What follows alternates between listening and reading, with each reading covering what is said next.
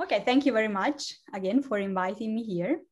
I'm going to be talking about a logico-algebraic perspective of non-classical probability theory. What do I mean by this? I mean that what I want to tell you is how one can introduce a probability theory when the events we're considering are not seen as formulas of classical logic, meaning that at some point are going to be either true or false, verified or not verified. But I want to be able to see these events as belonging to some other non-classical logic, in particular, some many-valued or even more specifically fuzzy logic. I will be clarifying this in a little bit. I'm going to present this as it is the main subject of the Marie Curie project that I'm working on right now at the Artificial Intelligence Research Institute in Barcelona. And instead of focusing on a specific result, I'm going to try to introduce this topic to you. So I want to give you an idea of some of the interesting results that are here and some of the problems that you have faced. And now, in particular, algebraic logic really gives an interesting perspective on this. Okay, so first of all, I want to give some background and some motivation on why this kind of study is interesting. So I'm going to be mixing in this talk probability theory and mathematical logic. Now, what is probability theory? Well, it's a mathematical framework, right, in which you can formalize the likelihood of the occurrence of events, okay, in broad terms. What is mathematical logic? It's some framework that we use to formalize correct reasoning. Now, as mathematical theories, these two things have been connected somehow from their very early start. In particular, in this book of George Boole of 1854, that is called, in fact, An Investigation of the Laws of Thought on which are founded the mathematical theories of logic and probabilities, he speaks about these two disciplines as being very connected and both giving an important contribution about how we process reasoning and knowledge. In practice, here I'm just going to cite what he says. Logic and probability have an interest derived from the light which is shed upon the intellectual powers. They instruct us concerning the mode in which language and numbers serve as instrumental aids to the processes of reasoning. So they set us before us what, in the two domains of demonstrative and improbable knowledge, are the essential standards of truth and correctness, standards not derived from without, but deeply founded in the constitution of the human faculties. So somehow these two concepts are seen by Boole as some main processes that our minds use. And in particular, anyway, more interesting for what I'm going to be speaking about, what he says is that the design of his treatise is to investigate the fundamental laws of those operations of the mind by which reasoning is performed, to give expression to them in the symbolical language of a calculus. So the language of a calculus, of course, in this, it means the language of algebra, right? So from the start, what he tries to do is to formalize both both logic and probability in the language of algebra. And in fact, it is here that he introduces what we now call Boolean algebras. And they were meant to be a first common abstraction of both the notion of logical statement and of probabilistic event. So this is just to justify, right, why I want to explore this connection between probability theory and logic. Now, I'm not going to be talking about the usual approach to probability theory, and this is my motivation. So classical probability theory deals with events that at some point are either going to be true or false, right? Am I going to win the lottery? Yes or no? Is this horse going to win the race? Yes or no, right? But there are many real-life declarative statements that are intrinsically vague because of how we speak, because of language. This is a property of language, right? Which is the way we deal with reality. And so in this sense, we require formal systems where we can handle partial truths. Let me give you an example of what I'm talking about. If we consider the event E, the webinar will have a high attendance. Now, of course, whatever you consider to be a high attendance, right? Of course, if you lose a participant, this is not going to affect right? The effect of whether the attendance is high or not. But of course, if you start being particularly boring and people start leaving, at some point, you're gonna your webinar is gonna start looking like some department meeting that no one wants to go to. Now, again, here the point is about the word high, right? Which cannot have a does not have a precise meaning. And so you cannot exactly point out an exact number of participants that can make this webinar largely attended or not. So this means that you cannot establish completely the absolute truth or falseness of this event, because you cannot set up a threshold that makes a webinar with having a high attendance or not. Of course, this is a specific case of a Sorites paradox that is usually, this kind of reasoning is used to justify what are called fuzzy logics, right? So that's what I'm going to talk about next, as you can expect. But anyway, my point is that I want to be able to refer to events that may turn out to be partially true. And I'm going to hold them many valued events in opposition to classical events that instead can only be either true or false once they happen. Again, these events occur naturally in our everyday life. If you're going to say, tomorrow there is going to be traffic. I mean, how much traffic? A little traffic, a lot of traffic, or tomorrow is going to be cold. How cold? It's going to be a little chilly. It's going to be very warm. I mean, of course, the truth of this condition cannot be either zero, let's say false, or true, 0 or 1, right? In particular, I want to be able to compare, right, the validity of a statement.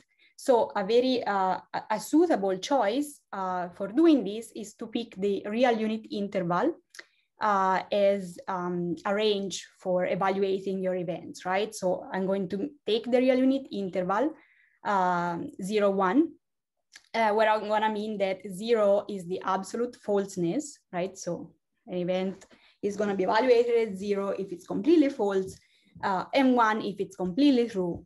And of course, you can use all real numbers in between. Now, to do this, a suitable logical framework is given by mathematical fuzzy logic that is being introduced exactly to be able to deal with degrees of truth. So by mathematical fuzzy logic, if you're not familiar with this logical framework, mathematical fuzzy logic has been introduced by Peter Hayek in his book of 1998, and it's a mathematical logic framework. So it's a formal system with its axioms, so syntax, semantics, complete axiomatization as a proof theory, etc. And the idea is that you want to use the interval 0, 1, the real unit interval 0, 1, as the truth value set. So your formulas are going to be evaluated in real numbers. Estoy muteado todo. Estoy muteado y no tengo la cámara prendida. Bueno. No, I will take care of that. Yeah, that's fine. So, and there are going to be, there are other assumptions that are made in this framework. For example, we do assume truth functionality, right? So the truth value of a compound formula can be established by the truth values of the subformulas. And we do generalize classical logic. By this, I mean that if you restrict yourself to formulas that are evaluated in 0 and 1, then for those, essentially the classical theorems hold. Okay, so I'm just gonna give you some intuition about how these fuzzy logics work, and then I'm gonna be moving to the algebraic context in which I'm going to be a little more precise. Anyway, the idea of Peter Hayek is to base the semantics on the truth function for conjunction that is given by these functions that are called T-norms. What is a T-norm? It's a binary operation that I'm going to denote with this star here on 0, 1. So this interprets the conjunction, right? So it just makes some very reasonable assumptions. So commutativity and associativity, order preservation in both arguments, it's a binary function, right?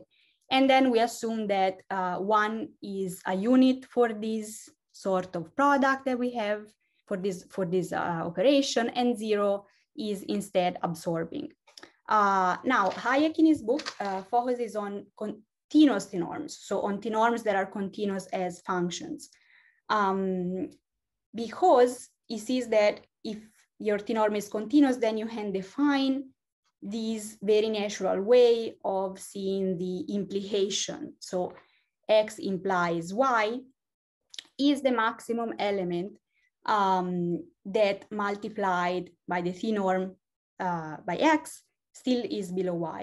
Now, actually, continuity is not necessary for this. And in fact, Esteban and Godot show that left continuity of this operation is necessary and sufficient for the existence of the truth function of the implication defined in this way. Anyway, in the rest of the talk, I will mainly focus with continuous t-norms, so we don't have to worry about that. So if you restrict yourself to continuous t-norms and you take all the possible continuous t-norms that you can define on 0, 1, this defines a calculus, because from the t-norm you can define the implication and the other operations that I will tell you about in a moment. Then I axiomatize a logic that it's complete with respect to all these structures. This logic is called basic logic, and it's going to be the framework that is behind what I'm going to be talking about. Algebraically, since I'm mainly interested in the point of view of algebraic logic, what you get as algebraic semantics is the variety of BL-algebras. BL-algebras are particular residuated lattices. Now, what's a residuated lattice? I want to give you the a little more precise information here, so we also settle the notation. What is a residuated lattice? Well, first of all, I'm interested in commutative residuated lattices, and they are algebras in this signature that you see here, where you have a lattice, a monoid, commutative monoid, and you also have this other operation, which is this arrow, that satisfies the residuation law with respect to the monoidal operation, which means this condition that I have here, and it's telling you that xy is below z if and only if y is below x arrow z. So essentially you can see this arrow that essentially interprets the implication of the logic, right, that you associate this with as a division, right? So you can think of this as a division.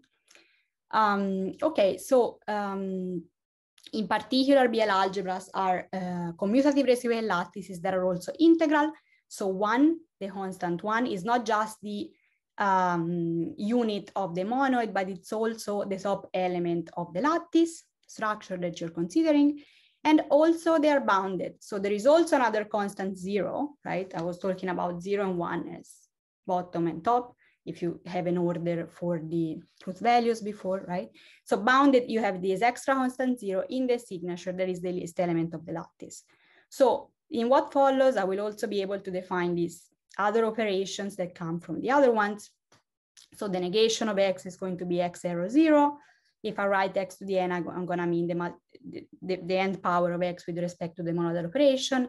And we're also going to be talking about the sum of elements that you can define, let's say, dually with respect to the monoidal operation using the negation. You don't really have to remember this, but just to see what kind of operations you can define on these structures. Okay, so residual lattices in general are interesting from the point of view of algebraic logic, because they are the equivalent algebraic semantics of substructural logic in the sense of Bloch-Pigozzi, which means that it happens for Boolean algebras and classical logic, right? So the theorems of the logic become equations that are satisfied in the algebraic semantics. So there is a very close connection. And substructural logics are a container of most of the interesting non-classical logics. You have classical, so you have, besides classical logic as a limit case, you also have intuitionistic logic, relevance logic, fuzzy logic, just to name a few. So they can serve as a comparative, let's say, framework to study non-classical logics from the algebraic point of view. Now, we're interested about BL-algebras. So again, the semantics of this basic logic that comes from continuous t-norms. And these are bounded commutative integral residual lattices that are also representable. So essentially, this variety is generated by totally ordered residual lattices. And they satisfy a divisibility condition, that is what you see here, and that it's a very strong requirement with respect to the order, but as of right now, it doesn't really matter. What matters is that you can see here that once you have what I was saying before about BL algebra, is that once you settle the monoidal operation, you can define the implication starting from that by residuation, so it's uniquely identified. And with those, you see you can define the lattice order, right? So BL algebras are uniquely determined by the choice of the monoidal operation for this reason. Okay, now BL is like a big container in which you can do fuzzy logic. There are three main axiomatic extensions of BL, of basic logic, and they have their corresponding algebraic semantics. And I'm gonna be talking about these three particular logics and algebras. So we have Łukasiewicz logic, with their counterpart being MV-algebras from, let's say, many-valued algebras, right? It's the first many-valued logic. Then you have Gödel logic with Gödel algebras. Gödel algebras are interesting algebraically because they are just representable Heyting algebras. So the subvariety of Heyting algebras generated by totally ordered ones. And then product logic that has been introduced by Hayek, Esteban, and Godot, I think, with the corresponding variety of product algebras. I'm gonna give more details in a moment, but I wanna start you remembering these names. Why am I saying that these are the main extensions? Because there's plenty of extensions that you can define on basic logic. Well, because as I was saying, a logic in BL is determined by a T-norm, a choice of a T-norm, and a T-norm is continuous if and only if it can be built from one of these three T-norms that define Łukasiewicz, Gödel, and product logic. So they are, let's say, the most important one in this sense. Now, algebraically, what happens here, as I said, we have MV, Gödel, and product algebras, and they can be defined from BL algebras by adding extra equations. In particular, MV algebras are involutive, so the negation, the double negation of an element is the element itself, as it happens, for example, if you do classical logic, right? In Boolean algebras, this happens. Gödel algebras are contractive BL algebras. So a square of an element with respect to the product is the element itself. This also happens in Boolean algebras, right? So Boolean algebras are actually a subvariety of all these structures. And product algebras, that you can think of them as BL algebras where there is a cancellativity law for non-zero elements. Now, why are these three variety interesting algebraically? Well, because they have a generic algebra, so they are generated as a variety, actually also as a quasi-variety, but anyway, by algebras defined on 0, 1. Which algebras? These ones that I'm going to show you here. So as I said, it's enough to pick the monoidal operation, so it's enough to pick the T-norm. The standard MV algebra is the algebra with domain 0, 1, whereas T-norm, you take x times y to be x plus y minus 1, if that goes above 0 or 0 otherwise. And then you take the lattice operation to just be the minimum and the maximum as real numbers. The constants 0 and 1 are them. And you can define accordingly the implication. So this is the Łukasiewicz T-norm. Gödel T-norm that defines the standard Gödel algebra is just the minimum, right? So here you see the monoidal operation coincide with the lattice operation. And the standard product algebra, the T-norm is just a product between real numbers. So these are the three main things we're going to talk about. Again, the residuum, it's a consequence. I don't really need you to remember what it does. It's interesting to notice, though, that x arrow y is 1 if and only if x is below y. And this is a property that is shared by all these algebras. Now, why am I pointing out this fact that you can generate these varieties by their standard algebra? Well, because this is an interesting result that comes from universal algebra. Now, if you take any one of these three logics, and so any one of these three varieties of algebras, and you consider the n-generated free algebra, right? So the firm algebra quotiented by the equations that need to be holding there. This is also the Lindenbaum algebra of the logic, right? It's the algebra of formulas of the logic. So you take the formulas of the logic and you quotient with respect to logical equivalence. That's your Lindenbaum algebra. And because of the fact that these are the equivalent algebraic semantics, this is going to be isomorphic to the free algebra over the number of variables you're considering. Now, the algebra of formulas in this case can be seen as an algebra of functions, because since these algebras on 0, 1 generate the whole variety, then by universal algebraic arguments, you can easily see that the free algebra over n generators is going to be the subalgebra of all functions that go from 0, 1 to the n into 0, 1 that is generated by the projection maps, and where the operations can be just defined component-wise, okay? So essentially what I'm saying is that every formula of, for example, product logic corresponds to an element of the free algebra, which corresponds to a real valued function. So take with this formula, for example, in product logic. So you have the product of some p, of some propositional variable p times, so this is, let's say, logically, I did not focus on this before, but essentially what you have here is that you have a strong conjunction, which is the one given by the theorem before, and a weaker conjunction that is given by the lattice operation. Anyway, in this case, this formula translates to this real valued function, okay? So formula translates to a real valued function. This is very important for the applications that we're gonna see in a moment. Anyway, so I've been introducing what I'm gonna be talking about, right? Probability. I wanna talk about probability of events that are not classical. So I'm gonna use many valued logics. Sometimes there is a little bit of confusion between these two frameworks, right? Because you have in one, with many valued logics, you have these valuations that go to 0, 1, right? And it kind of looks like something that deals with probabilities, right? Where you have maps going to 0, 1 as well. Now, I want to focus on the fact that these two frameworks, of course, are conceptually different and are also practically different.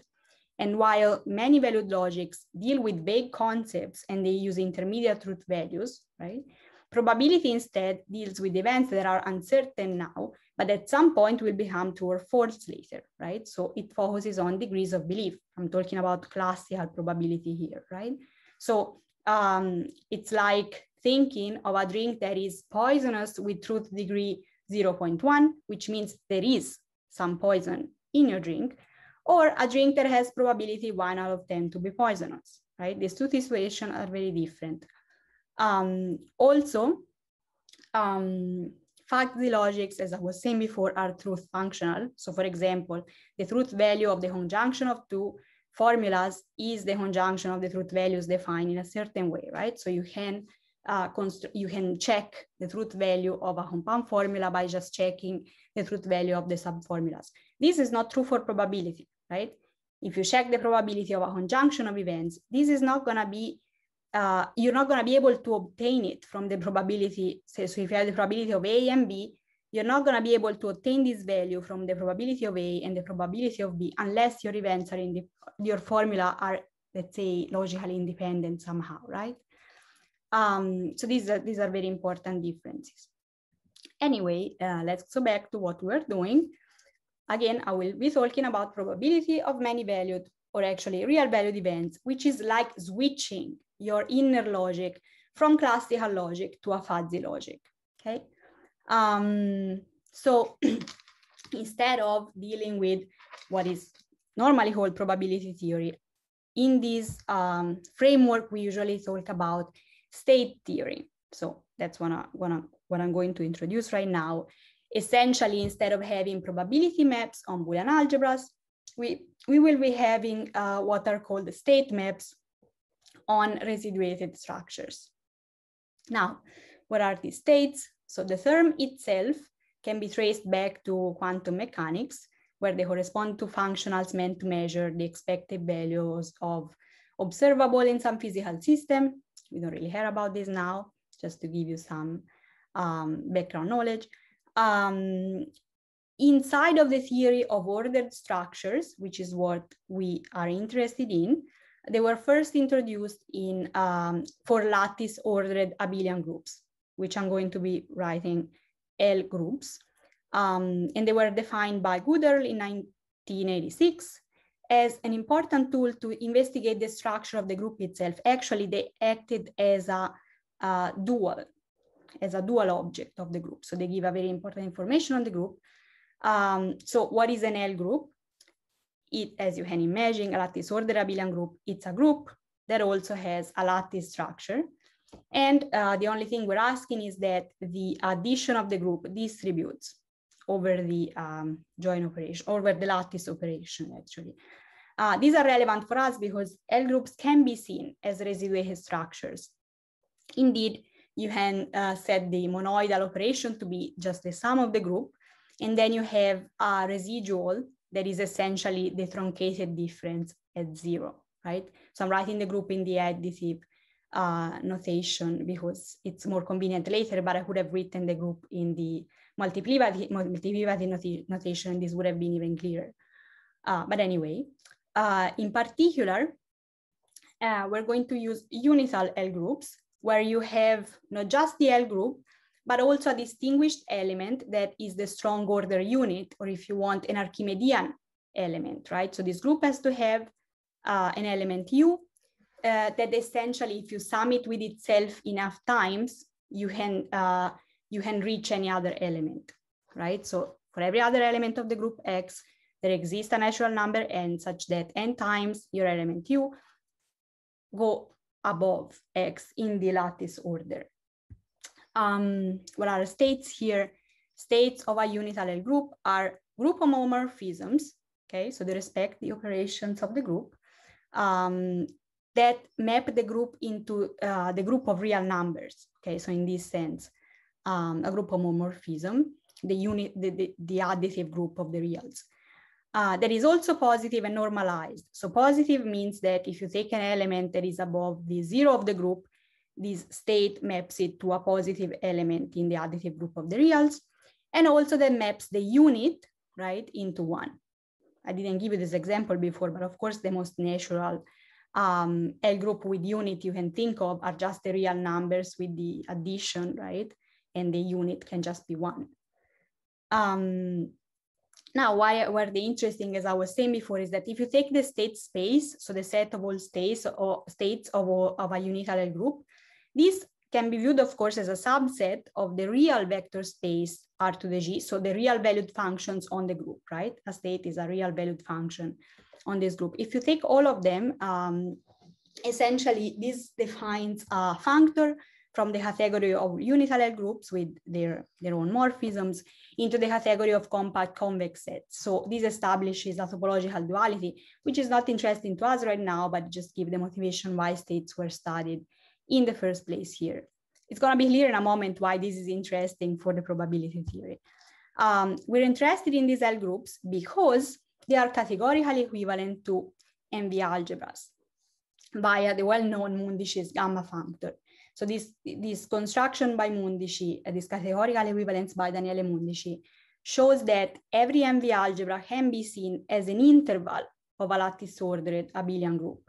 So essentially what you want to do is that if you have a unital L group, then you can take the interval between the 0 of the group and the unit, and that has a very natural MV-algebra defined in it, because you can take the addition of the group and just truncate it at 1, and this defines the sum, essentially, of the MV-algebra. You can take this 1 minus A, and that just gives you the negation of A, so you have a very natural notion of negation, right, in this interval. And with these two things, with this sum and this negation, you can define the product and the implication. And this structure here is an MV-algebra, and actually every MV-algebra can be obtained in this way, starting from a unital L group. So we can define states on MV-algebras thinking about what states were in L groups, right? So what is a state in MV-algebra?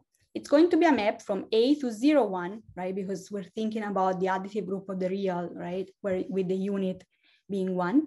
So it's going to be a state is going to be a map that maps 1 to 1. And then it cannot exactly be a homomorphism with respect to the sum anymore, right? Because the sum has been truncated to 1. but it keeps being that if you take elements that multiply to 0. So this is the intuition behind this definition. But if you look at this is essentially a notion of finite additivity. Anyway, in the way that I presented this to you, it should be clear that this equivalence that Mundici has between MV-algebras and unicellular groups extends to states. So states of corresponding structures are also in bijections. Why am I talking about this as probability? Well, because if you take A to be a Boolean algebra, now Boolean algebras are particular MV-algebras, where essentially the product is the mid of the lattice and the sum is the join of the lattice.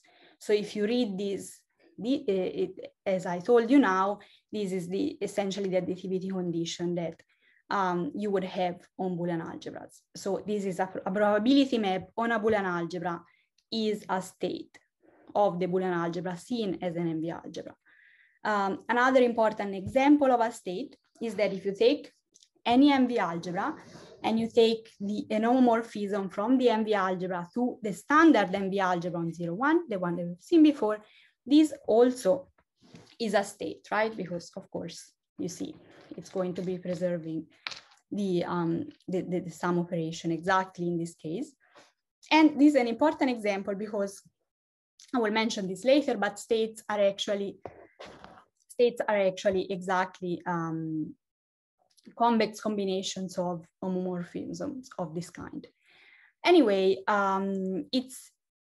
this is the other important reason why these state maps are good notions for probability maps, is that if you take the free MV algebra over n generators, as I said, this is an algebra of functions from 0, 1 to the n to 0, 1. They're actually called McNaughton functions for those of you that are more familiar with these, and they are piecewise linear function with integer coefficients. Doesn't really matter right now.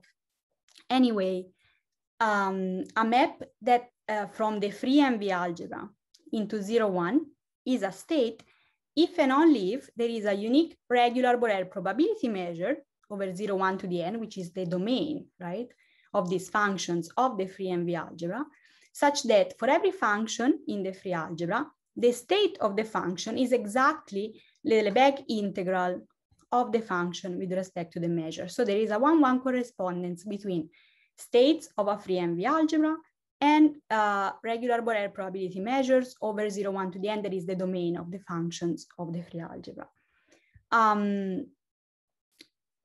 This is just a sketch of the proof. It doesn't really matter right now, but this theorem can actually be extended to all MV algebras. So here I presented it on the free algebra because it's clear, but actually one can prove a similar result for any MV algebra.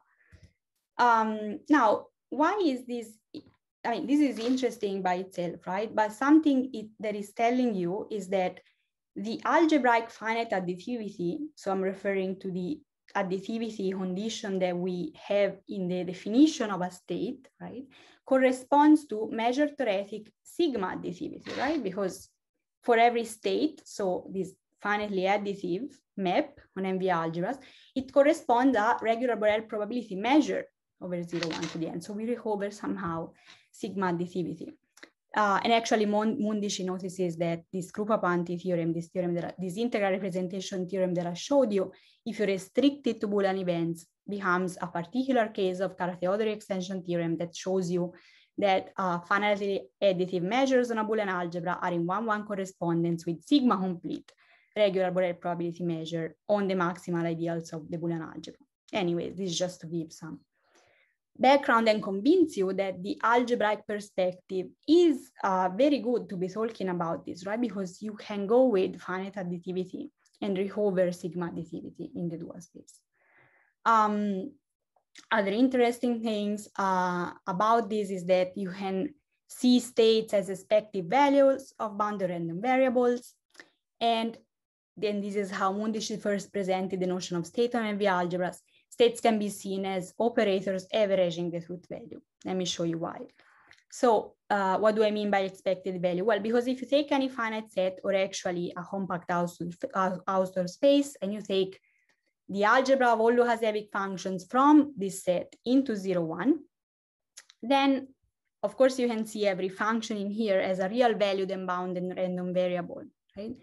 So via the integral representation, a state can be seen exactly as an expected value of a function like that, right? Because the state is exactly the Lebesgue integral with respect to a measure. So we kind of recover this kind of notion.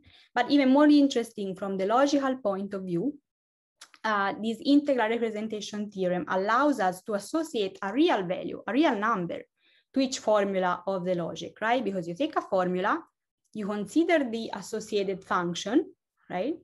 In the free algebra, and then you do the state on it, and this is the integral, right? So it's just a real number. And of course, it's reasonable to consider the integral operator as an averaging process. So in this sense, we can see these states as averaging the truth value of a logic.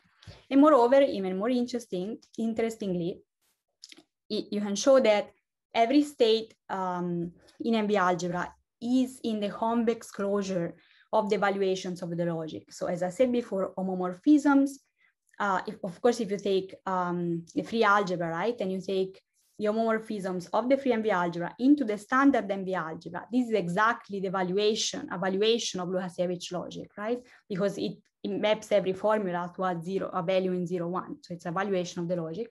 And one can show that states can be obtained as convex combination in the algebraic sense of this homomorphism. So you recover somehow this very close connection between the probability theory seen as the state theory and the logic. Okay, now it's taking me a little longer than I thought, but anyway. So now I've presented this state theory on MV-algebras because it's a very natural environment to do so, right? Because essentially MV-algebras have this notion of sum, right, that corresponds exactly to the sum in real numbers, right? Because in the standard MV-algebra on 0, 1, this sum that you can define starting from the monadal operation from Łukasiewicz norm is exactly essentially the sum between reals. Well, it's truncated to 1, but anyway, so it's good to define additivity. So it's good to talk about probability. But a notional state has been defined also in other residuated structures, in particular, to go on with the logics I've been telling you about from the start in the context of MV-algebras.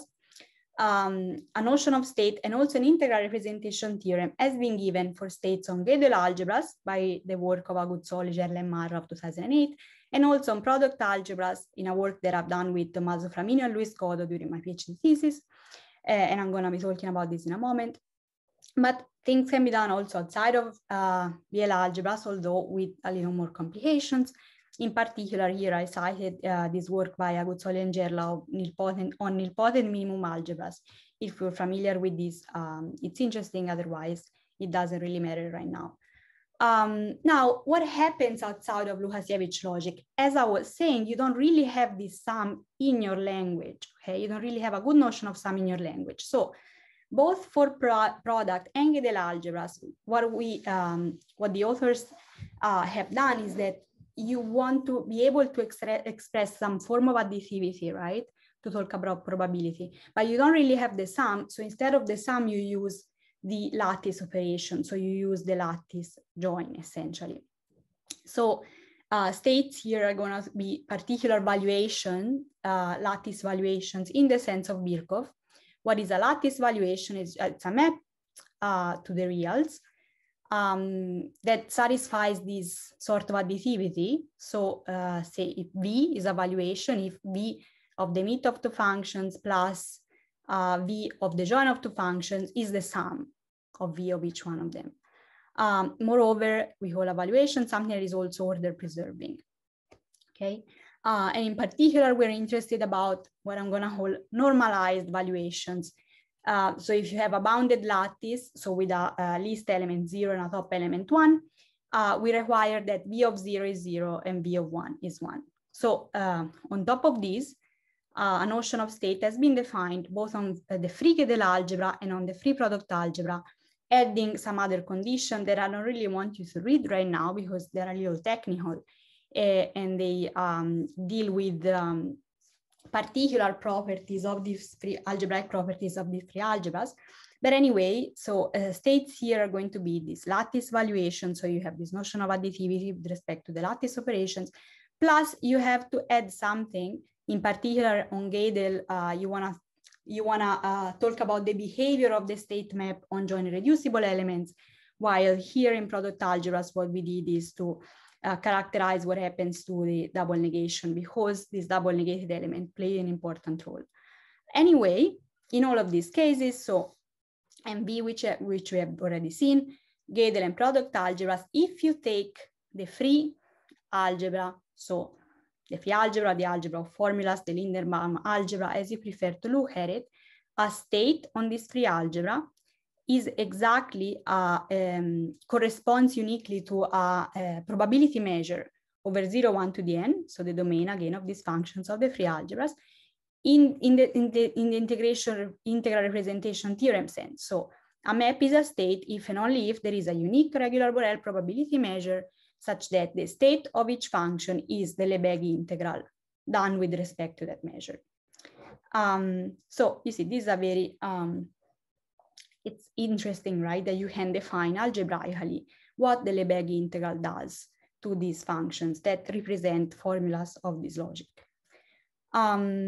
Now, a little more detail, as maybe I didn't really mention before, how you prove that you have this integral representation theorem on the free MV algebra is that essentially all the functions involved in the free MV algebras are continuous. And so what you do is that a state corresponds to a positive linear functional that you can extend to all continuous functions over the domain, over this domain. And so you essentially use a Riesz representation theorem that associate to each positive linear functional a measure that gives you the integral representation theorem. Now, this is what you do in MV algebras. For Gödel algebras, the variety is locally finite. So the free and generated Gödel algebra is finite. So you kind of have a combinatorial thing going on where you can decide what is the distribution on the joint reducible elements, and from that you can obtain the rest. Essentially, what we had to do on product algebra is a little more complicated because the functions there are not in a finite number as in the case of Gödel, and they're not continuous because you have essentially this continuity around 0, but they are measurable functions. And you can partition their domain in subsets in a way that the functions restricted there are continuous. So the idea of what we did is that we applied Riesz representation theorem locally. So this functional, we restricted it to the function restricted to these parts of the domain, and we build the measures from there. Just to give you the intuition in case you're interested in working out something like this yourself. Okay, so here for product and Gödel algebras, what we did is essentially, what we did for product algebras and what the other authors did for Gödel algebra is to formalize exactly the notion of Lebesgue integral, okay? So we chose as a notion of state map on these algebras exactly what the Lebesgue integral was doing for the functions of the free algebras. Now, you cannot always do this, right? We did this because we had the standard algebra on 0,1 that allows us to see the formulas exactly as real valued functions. This, of course, is not always the case. So to go outside varieties with this nice property, one can use different algebraic constructions. If you remember what I was saying at first, right? MV algebraic states were inspired by states on L groups, okay? But actually, not only MV algebras can be connected to L groups in this class of structures that we're interested in. In fact, if you think about how you can construct from the natural numbers the integers, right? Well, this is the Grothendieck construction that from a monoid, right? Starting from any monoid, you can construct an abelian group and a monoid homomorphism from the monoid to the group that is injective, right? If and only if the monoid is cancellative. So what am I going for here? I'm going to say that what I want to say is that I can find the homomorphism from residuated lattices that are commutative and integral to an L group to justify a theory of state also for more general structures. So what you can prove is that if you have a lattice ordered monoid, so I don't care right now about having an implication here, but anyway, if you have a lattice ordered monoid, then you can find an abelian L group and a monoid homomorphism that goes from this lattice ordered monoid to the group that is injective if and only if the monoid is cancellative. Of course, the injection is what? It's your best choice, right? Because then it preserves the structure. But anyway, you can preserve, meaning you have a subalgebra that looks like your initial structure in the group. But anyway, you can still find an homomorphism in general. So what we did with Tommaso Flaminio following this intuition is that if you take any commutative integral to a lattice, so a structure in this signature, right? That is representable. So it's one of these structures generated by totally ordered algebras. And you consider the underlying monoid, right? Then you can find a group in which you have an homomorphism too, right? So if you have H, your representable commutative integral to a lattice, you have an homomorphism from your H into some L group. So essentially, since you have a notion of state on L groups, right? What should your state on the residual lattice look like? Well, essentially, they can be seen as compositions, right? Of the homomorphism that you can define always, and a state of an L group. So this is a way of, let's say, justifying how to define a state map on a very general structure. So if you follow this map that I'm doing here, what happens is that if you start from a residual lattice, you take an homomorphism into an L group, and you take a state map, you'll see that this will bring you in the negative cone of the reals, right? So following this intuition, you can define a state on a residual lattice. I'm gonna stop saying representable, commutative, and integral, but you see it written in the slides.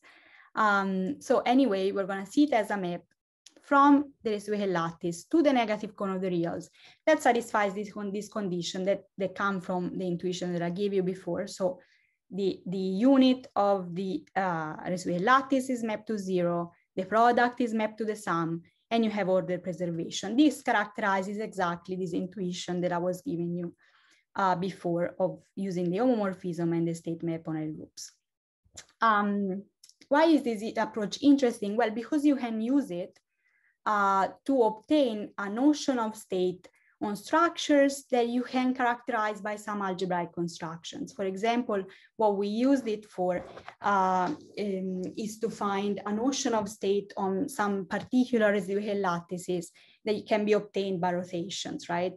I'm not gonna give you more details here. If you're familiar with this structure, it's gonna make sense. Otherwise, you can just look at this picture because I think it's kind of self-explanatory. If your structure kind of looks like this, so you can obtain it by any residual lattice that you kind of rotate downwards. This is a case of an MTL algebra, another relevant structure in this context. If you can do something like this, then you're going to have, again, an homomorphism in an L group, right? Essentially, you can see this as disassemble in the L group and put it back together by rotating. Anyway, from here, you're gonna have a state map defined with the same intuition that goes to all real numbers.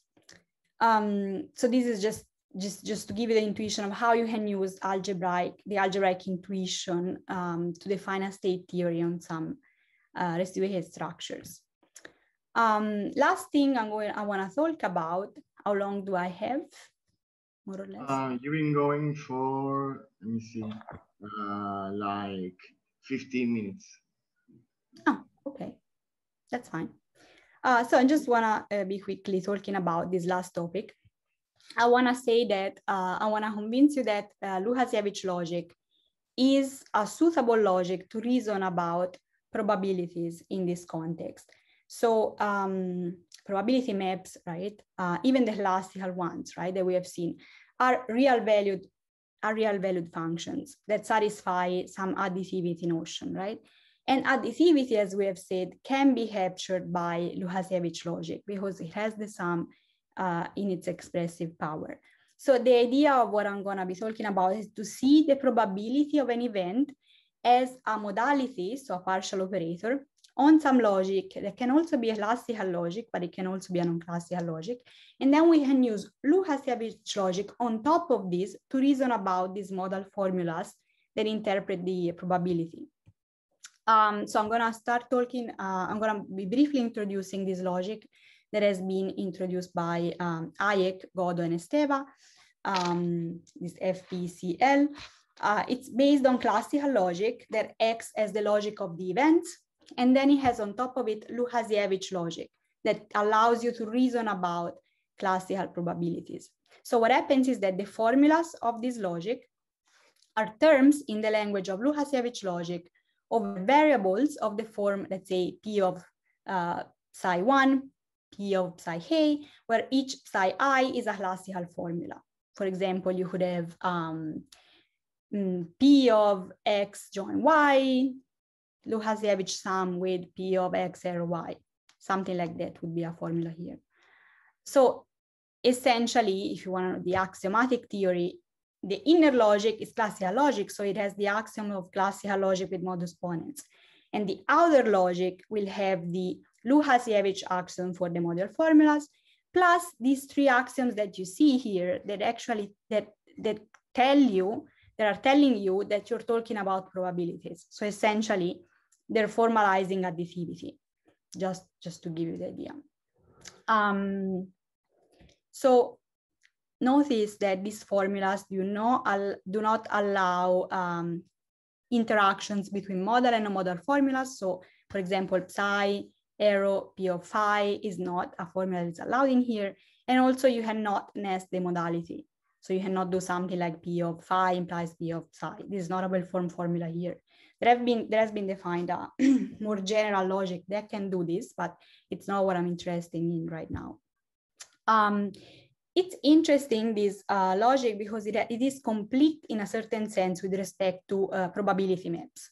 What do I mean by that? Well, if you take a formula in this logic, then what is it? It's some term, Łukasiewicz term in, say, k variables, based off of some modal formulas, right? P of phi 1, P of phi k, where each one of these phi 1, phi k's are classical formulas, say, in n variables.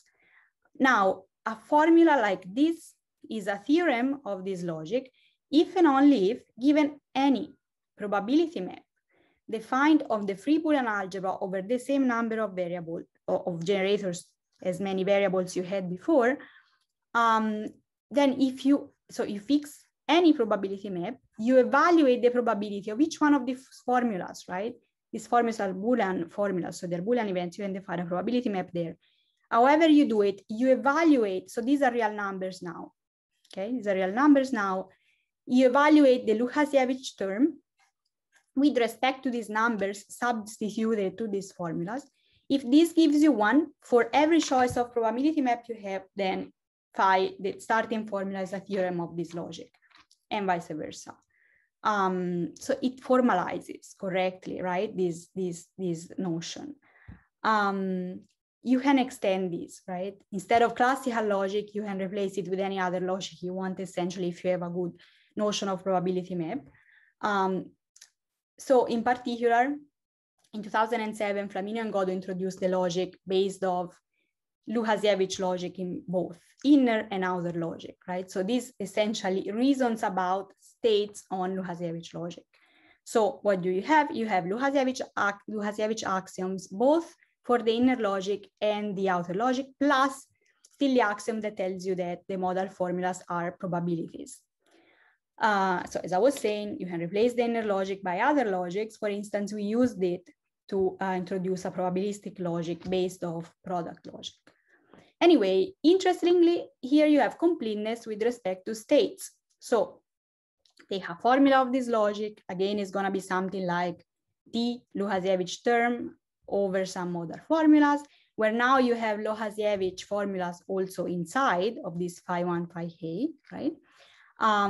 a formula like this is a theorem if and only if now given any state, right, over the algebra of formulas on the correct number of variables, if you evaluate the term in the standard MV algebra and you substitute the state of, again, these are real numbers now, if you evaluate this and you get 1, this characterizes theorems of this logic. So it's kind of an interesting approach, right? And it tells you that Łukasiewicz logic can somehow talk about probabilities convincingly.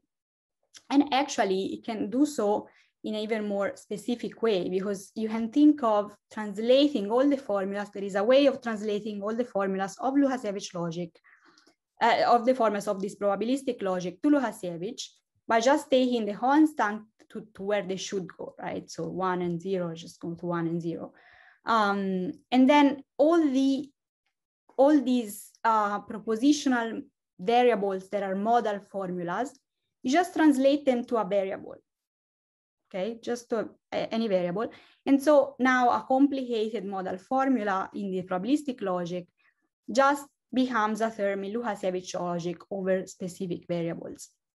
If you do this, what we've been doing with Tommaso Flaminio recently is that we can show that theorems in the probabilistic logic correspond to deductions in Łukasiewicz logic. More precisely, if you take a formula of the probabilistic logic, you can find a formula, you can write actually a formula in Łukasiewicz logic such that the your starting formula phi is a theorem of the probabilistic logic if and only if this deduction holds. So the translation in Łukasiewicz logic of phi is can be deduced in Łukasiewicz logic by this formula that you wrote. So you can move probabilistic theorems to deductions in Łukasiewicz logic.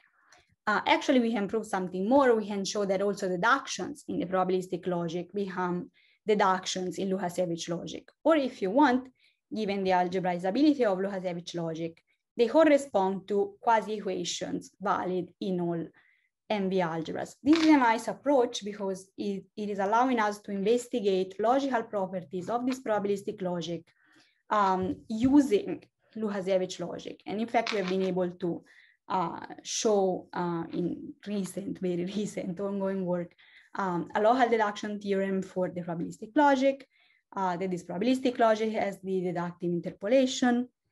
And we're also studying unification, so classical, right? Classic logical properties that we can now study using this intuition. So I'm done. Just to recap, what I presented you is a way of having a notion of probability map, so some sort of probability theory, if instead of having classical logic for your events, you have a many-valued logic. We have called these theory of states, right? So these maps that we've defined to substitute probability maps are called state maps. We have seen that interestingly for these main logics in fuzzy logic, we have an integral representation for these states. So they correspond to probability measures in a specific sense that we've clarified before. And I've also tried to convince you that algebraic constructions are a good tool to study probability theory in this sense, right? Because you can use algebraic constructions to define a notion of probability map. And in the end, I just briefly talked about how Łukasiewicz logic is really expressive enough to talk about probabilities, right? In a very specific sense, both classical and non-classical, right? So thank you very much. Here I put just a little bit of bibliography of references for you. And thank you very much.